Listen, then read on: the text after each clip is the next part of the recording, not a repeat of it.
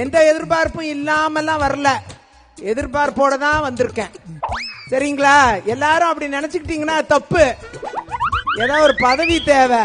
6 மாசம் ஆயிடுச்சு பாருங்க. 6 மாசம் ஆச்சா, ஒரு பதவியும் தரலன்ட்டு நம்ம அக்கா விஜயதரணி அண்ணாமலை முன்னாடி அழுவாத குறையா புலம்பி தள்ளுறாங்க. என்ன திருவாரூர் பாட்டியில கூப்பிட்டாக, பொன்னமராவதி பாட்டியில கூப்பிட்டாக, அவ்வளவு ஏன் காரக்குடி பாட்டியில கூட கூப்பிட்டாக. அங்கெல்லாம் போகாம என் கிறகம் இந்த கரக கும்பல்ல மாட்டிக்கிட்டேன்.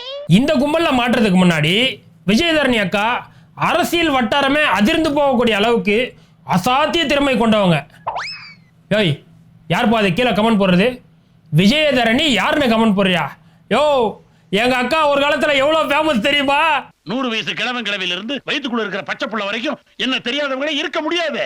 சாரி, எனக்கு தெரியாது. உங்களுக்கு வேணா அக்கா யாருன்னு தெரியாம இருந்திருக்கலாம். ஆனா நான் அக்காவுக்கும் குறிப்பா அவங்களுடைய அந்த மேக்கப் ஸ்கில்லு, இந்த மேக்கப் ஸ்கில்லுக்கு வந்து மிகப்பெரிய ரசிகன். அதுலேயும் அக்கா வந்து ஒவ்வொரு நாளும் ஒவ்வொரு கலரில் லிப்ஸ்டிக் போட்டு வருவாங்க. அவங்க என்ன கலர் லிப்ஸ்டிக் போட்டு வருவாங்கன்னு அவளோட காத்திருக்கக்கூடிய அன்பு தம்பி நானே. இங்க 2 பக்கம் சிவப்பு ரோஷ். இது என்ன தூக்கி நிக்குது? பேஷன். உனக்கு என்ன 16 வயசு பருவம் நினைப்பா? இவ்வளோ பேஷனோட காங்கிரஸ் கட்சியில் ஒரு அடையாளமாகவே இருந்தாங்க. காங்கிரஸும் இவங்களுக்கு 3 தடவை எம்எல்ஏ பொறுப்பு கொடுத்து கௌரவமாக தான் வச்சுருந்தாங்க. ஆனால் அக்காவோட ஆசை பேராசையாக மாறி பாஜகவுக்கு போனால் பெரிய பதவி கிடைக்கும் அப்படின்னு சொல்லி தன்னுடைய எம்எல்ஏ பதவியே ராஜினாமா பண்ணிட்டு பாஜகவில் வந்து சேர்ந்தாங்க. பூனை வாழை விட்டுட்டு புலி வாழை பிடிச்சிட்டா. ஆனால் பாஜகவில் வந்து 3 மாதம் ஆச்சு, 4 மாதம் ஆச்சு, 6 மாதமும் ஆச்சு. இன்னும் வரைக்கும் எந்த ஒரு பதவியும் கொடுக்கல. எலெக்ஷனில் எம்பி சீட்டு கொடுப்பாங்கன்னு எதிர்பார்த்தா அதுவும் தரல. சரி, இவங்க ராஜினாமா பண்ண தொகுதிக்கு இடைத்தேர்தல் வந்துச்சு. அதில் நிற்க வைப்பாங்களான்னு பார்த்தா அதுலேயும் பாஜக வந்து வேற ஒருத்தவங்கள நிற்க வச்சாச்சு. சரி, கட்சியிலையாவது ஏதாவது பொறுப்பு கொடுப்பாங்களா அப்படின்னு பார்த்தா எதுவுமே தரலை. அதோட தான் இப்படியே காத்திருந்தோன்னு வைங்க, நேற்று வந்தவங்க கூட பதவியை தட்டிட்டு போயிடுவான்னு சொல்லி வெக்கத்தை விட்டு வாயை திறந்து ஓப்பனாக கேட்டாங்க. என்னை பொறுத்தவரை சில விஷயம் என்னை கவர்ந்தால் மட்டுமே நான் அதில் ஈடுபடுவேன். நான் அந்த மாதிரி ஒரு கேரக்டர். 3 முறை சட்டமன்ற உறுப்பினராக தேர்ந்தெடுக்கப்பட்டு இன்னும் 2 வருஷம் டேர்ம் இருக்கு. இருக்கிறதையும் விட்டுட்டு பிஜேபி கட்சியில இருக்கணும்னு வந்திருக்கிறேன்.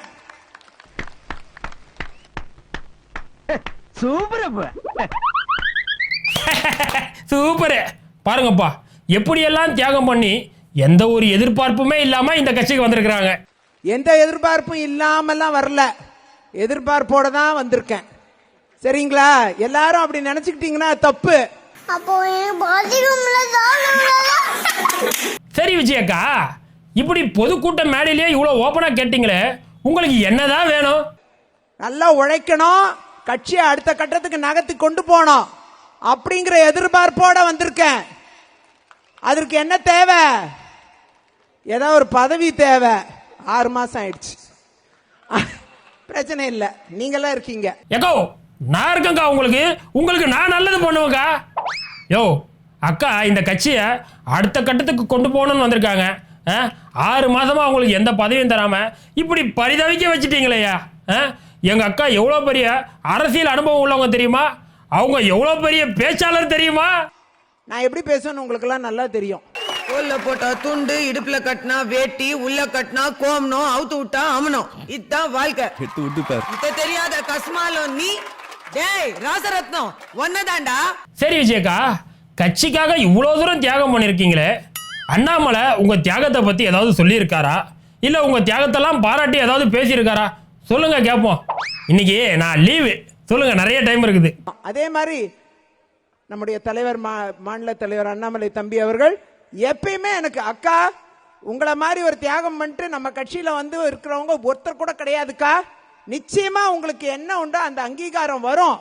நீங்க நிச்சயமா நல்ல ஒரு பணியில கட்சிக்காக நீங்க இப்பயும் நீங்க வேலை பார்த்துட்டு இருக்கீங்க கட்சிக்காக, அதுல இருவேறு கருத்து இல்லை. ஆனா அதே நேரம் உங்களை கட்சி சரியாக பயன்படுத்தும் என்று ஒவ்வொரு முறையும் சொல்லிட்டே இருப்பார். எங்களை இன்னமுமாடா நம்பிக்கிட்டு இருக்க? எங்க பேசிக்கிட்ட பார்த்தாவே உனக்கு தெரிய வேணாமா அவங்க தருவாங்களா தரமாட்டாங்களான்னு? இன்னும் பச்சை பிள்ளையா இருக்கேடா. 6 மாசம் ஆச்சு, எந்த பதவியும் தரலன்னு சொல்லி எல்லார்கிட்டையும் புலம்புறீங்களே. மேடையிலே எங்க அக்கா தமிழிசை இருந்தாங்களே, அவங்க கிட்ட ஏதாவது சொன்னீங்களா? தமிழிசை அக்காவும் இருக்காங்க, பெண்களை கைவிட மாட்டாங்க. அந்த வகையில் ரொம்ப எதிர்பார்ப்போட நான் வந்து இந்த மேடையில் நாம கட்சி பணி ஆற்ற வந்திருக்கோம். அதே மாதிரி தேச பணியாற்ற வந்திருக்கோம். இந்த ரெண்டுத்திலையும் என்னை போன்றவர்களை மட்டுமல்ல, அதிகமான பெண்களை ஈடுபடுத்த வேண்டும். என்னை போன்றவர்கள் நிச்சயமாக நம்மை போன்ற உழைப்பாளிகள், திறன் படைத்த பெண்களை நிச்சயமாக பாரதிய ஜனதா கட்சி பயன்படுத்தும் என்பது இருவேறு கருத்து இல்லை. ஆக மொத்தம் கட்சி பொதுக்குழு அப்படின்னு சொல்லி மேலே போட்டாங்க. அங்க அண்ணாமலை எடப்பாடி எடுத்து பேசினாரு, தமிழிசை அக்கா திமுகவை எடுத்து பேசினாங்க. ஆனா விஜயதரணி அக்கா மட்டும் 6 மாசம் ஆச்சு எனக்கு பதவி தரல, 6 மாசம் ஆச்சு பதவி தருவீங்கன்னு நம்புறேன், என்ன பயன்படுத்துவார்கள் அப்படின்னு சொல்லி அவங்க கவனம் முழுக்க அந்த பதவியிலேயே தான் இருக்குது. உன் நினைப்பு பூரா சொம்பு மேலதான் இருக்கு. இதுல பெரிய காமெடி என்ன தெரியுமா? 3 தடவை எம்எல்ஏ பதவி கொடுத்த காங்கிரஸ் கட்சியை பார்த்து காங்கிரஸ் வந்து பெண்களை மதிக்காத கட்சி, பெண்களுக்கு உரிய அங்கீகாரம் கொடுக்காத கட்சி, அதனால பெண்களுக்கு பாதுகாப்பான கட்சியான பாரதிய ஜனதா கட்சியில் இணைகிறேன் என்று வந்தாங்க. ஆனா இப்ப 6 மாசம் ஆகியும் கடைசியில பொது மேடையில் இப்படி புலம்புற அளவுக்கு பெண்களுக்கு ரொம்ப உரிமை, ரொம்ப அழகா கொடுத்துக்கிறாங்க. தண்ணியில வேலைன்னு ஒரு பண்ணி சொல்லுச்சுன்னு அந்த பண்ணிய நம்பி உங்களை நான் கண்டபடி பேசிட்டேயா. பொதுவாகவே ஒரு பேச்சாளர் வீரமா அனல் பறக்க அடுப்பு எரிய பேசும்போது குறுக்க யாராவது வந்தாங்கன்னா செம்ம கோண்டவும். के लिए आ रहे फिर आगे बाहर से निकलो ना, एक बार गाड़ी निकल जाएगी यार, कराची से अंदरूनी मुल्क. अरे क्या कर रहा है, रोक लेना यार, बाहर से निकल गाड़ी निकल जाएगी. இதாச்சும் பரவாயில்ல, ஒரு ரிப்போர்ட்டர் பேசும்போது குறுக்க வந்தாங்க.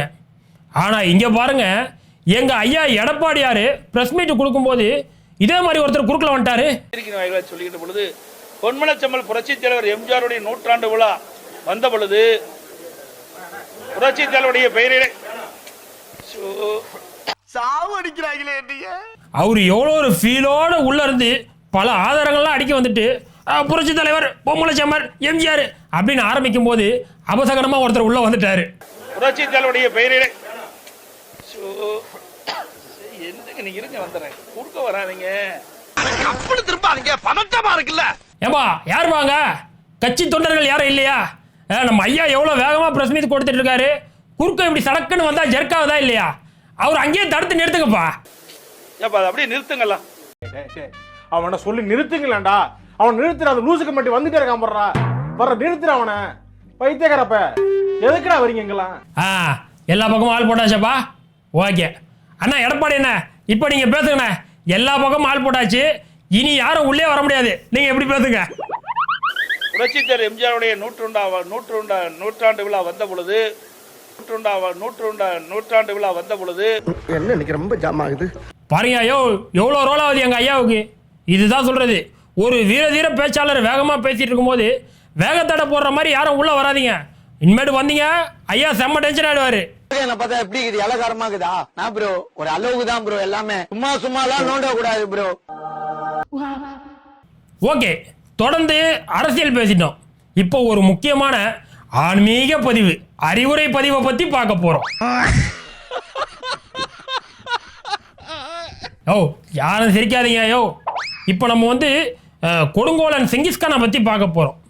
தெங்கிரி மதத்தை பின்பற்றின செங்கிஸ்கான், மங்கோலிய பேரரசை உருவாக்கின செங்கிஸ்கான், பல உயிர்களை கொண்டு சும்மா ரத்த ஆற ஓட்டின ஒரு கொடுங்கோலன். சங்கீஸ்கான் என்பவன் 4 கோடி மக்களை கொன்று குவித்தான். ஆனால் அவன் இறக்கும் தருவாயில் அவன் அமைச்சரை அழைத்து தான் இதுவரை செய்த கர்மாக்களுக்கு எங்காவது விமோச்சனம் கிடைக்குமா என்று கேட்டான். செய்கிற அநியாயத்தெல்லாம் செஞ்சு முடிச்சுட்டு சாவுற காலத்தில் சாத்துக்குடி ஜூஸ் கிடைக்குமான்னு பார்த்துருக்குறான். அதாவது செஞ்ச பாவத்துக்கெல்லாம் விமோச்சனம் கிடைக்குமான்னு சொல்லி அவங்க அமைச்சர்கிட்ட கேட்டிருக்கிறான். அந்த அமைச்சர் சூப்பராக ஒரு மேட்ரு சொன்னார். அமைச்சர் சொன்னார், அவர் சொன்னது அவனுடைய கல்லறையில் எழுதப்பட்டிருக்கிறது. அமைச்சர் சொன்ன அந்த வார்த்தை செங்கிஸ்கான் கல்லறையிலேயே எழுதப்பட்டிருக்குன்னா அமைச்சர் வந்து ஏதோ ஒரு அரிய வகையான அறிவுரையை சொல்லியிருப்பாருன்னு நினைக்கிறேன்.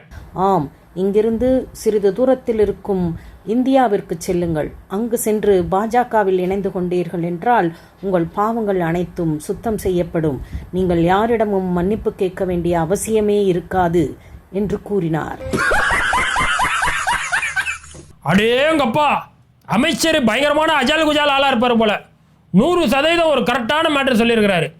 இப்போ பார்த்தோன்னா அசாம் முதலமைச்சர் ஹிமந்த பிஸ்வா சர்மா, இவர் இதுக்கு முன்னாடி காங்கிரஸில் இருக்கும்போது அவர் மேலே கோடிக்கணக்கில் ஊழல் புகார் இருந்துச்சு. சிபிஐ வழக்கெல்லாம் கூட பதிவு செஞ்சாங்க. ஆனால் அவர் பாஜகவில் வந்து சேர்ந்த உடனே அவரோட பாவங்கள் அனைக்கும் ரட்சிக்கப்பட்டுருச்சு. குடியின் கோர பிடியில் சிக்கியிருக்கும் இவனை மீட்டு தாரும் கர்த்தாவே, இவனை உம்மிடமே ஒப்படைக்கிறேன் ஆண்டவரே. அதே மாதிரி மேற்கு வங்க பாஜக தலைவர் சுவேந்த அதிகாரி இதுக்கு முன்னாடி திருமணால் காங்கிரஸில் இருக்கும்போது அவர் மேலே பல கோடி ஊழல் புகார் இருந்துச்சு. இடி வழக்கு கூட பதிவு செஞ்சாங்க. அவரும் ஒரு கட்டத்தில் வந்து பாஜகவில் சேர்ந்தார். அதுக்கப்புறம் அவரும் மன்னிக்கப்பட்டு ரட்சிக்கப்பட்டுட்டார். அஜித் பவர் மேலே பல 1000 கோடி ஊழல் புகார் இருந்துச்சு.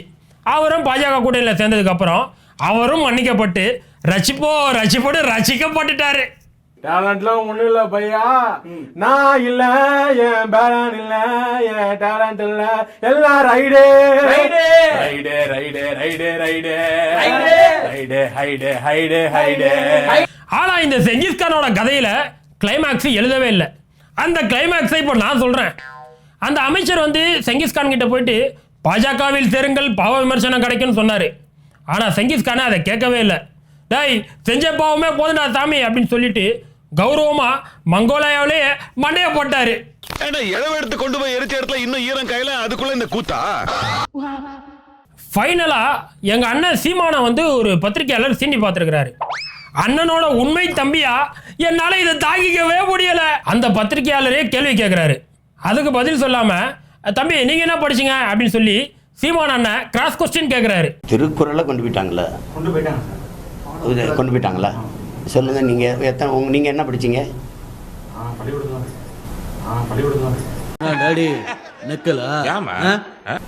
நெக்கல் தானே இது. நீங்க என்ன படிச்சீங்கன்னு கேட்டா நான் பள்ளிக்கூடத்தில் படிச்சேன்னு சொல்லி பட்டுன்னு பதில் சொல்றாரு. அதோட எங்க அண்ணன் அவனே மடக்கிற மாதிரி எங்க 10 திருக்குறள் சொல்லி பார்ப்போம் அப்படின்னு சொல்லி அவனை லாக் பண்ணாரு.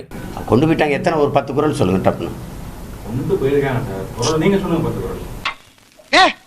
என்னடா பொசுக்குன்னு மரியாதை பேசிவிட்ட? ஆஹா, அண்ணன் கிட்ட மரியாதை இல்லாம வாண்டடா வம்பிழுக்கிறதுக்காக வந்திருப்பாங்க போலியே.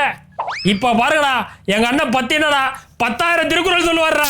நான் சொல்லிட்டா என்ன பண்றீங்க? நான் சொன்னா நீங்க என்ன பண்ணுவீங்க? சட்ட கிழிஞ்சிருந்தா தச்சு முடிச்சிடடா, நெஞ்சு கிழிஞ்சிருக்கு எங்க முறையிடடா. அண்ணா, அவன் எப்படி போனாலும் மடக்குறானே, ஓவர் நக்கலா வேற பேசுறான். திமுக காரனா இருப்பான் போல. அவன் எந்த ஊடகன்னு கேளுங்க. நீங்க யார்? எந்த இதழ்? எந்த ஊடகம்? எழுத்து ஊடகம். ஐயோ அண்ணா, ஒரு தம்பி எனக்கே இவ்வளோ அதிகமாக இருக்குதுண்ணே, நீ எப்படி தாங்குறேன்னே தெரியலையாண்ணே. அது ஒன்றும் இல்லை. இப்படி தான் ஒரு தடவை நம்ம சீமான் வந்து பத்திரிகையாளர்களை பார்த்து மிரட்டினாரு. காதுல பஞ்சு வச்சு படுத்துக்கிட்டு பேசவே இல்லை சொல்லி போயிட்டு மண்டையில் உட செஞ்சுனாரா? அன்னைக்கு அவர் மண்டையை உடைப்பான்னு சொன்னதை பார்த்து பலரும் கண்டிச்சாங்க. அதுலேருந்து அண்ணன் வந்து ரொம்ப அன்பா அப்படியே சாந்தமா சைலண்ட் ஆயிட்டாரு. ஆனா அவர் இப்படிலாம் சைலண்ட் ஆயிட்டாருன்னு தெரிஞ்சு போற இடத்துல இதே மாதிரி வம்பு கிழக்கிறீங்க. ஓஹோ, எனக்கு நிறைய வேலை இருக்குன்னு தெரிஞ்சுக்கிட்டு வலுக்கட்டாயமா முழுக்கிறேன். லீவா இருக்கணும் இன்னைக்கு. எனக்கு லீவ போடு. ஓகே, இன்னைக்கு மசாலோட சிறப்பாக முடிஞ்சிருச்சு. அடுத்து இன்னொரு ஸ்பெஷல் வீடியோட ஸ்பெஷலாக வந்து சந்திக்கிறேன். அதுவரை உங்களிடமிருந்து விடைபெறுவது நான் உங்க பேட்டை பன்சு. என்ன வடையா? மசால் வடை மசால் வடையா?